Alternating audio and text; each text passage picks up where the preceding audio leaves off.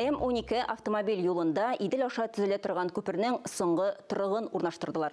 Кеченің ұзынлығы 3,3 километр шамасы. Тантанада Татарстан рейсі Рүстем Минниханов һәм видеоконференц әлемтә режимында Россия хөкүмәте рейсі урынбасары Марат Хөснуллин катнашты. Көпірнің нинди булуы турында алдағы язмада. Бу Мәскәүдән Казанга илтүче юлда төзелгән ясалма корылманың иң озыны 8-нче арадагы терәк корылмаларның тоташу урынына әйләнде. Моңа 20 ай ярым вакыт кирәк булган. В сентябре месяце планируем открыть дорогу до Арзамаса. Это будет уже почти половина. Ну и к концу года надеемся, что полноценно уже откроем дорогу до Казани. В 2024 году откроем полноценную связь с Екатеринбургом и в 2025 году с Тюменью. Мечты сбываются. Вот мост через Волгу.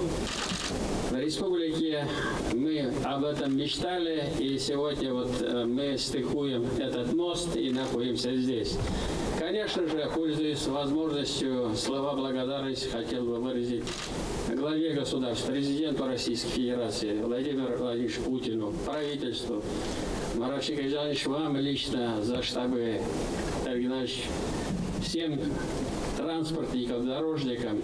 Идел аша күпернең озынлыгы 3000 метр ярым. Күпер илнең 17 ире региональ үзәген тоташтыра. Шәһәрләр, авыллар чикләреннән йөк трафигын алып китә. Монда йөрү куркынычсызрак була. Чөнки мондый коридор Мәскәү-Казан маршруты буенча юл транспорт һәлакәте санын 3000 ярым тапкырга киметә.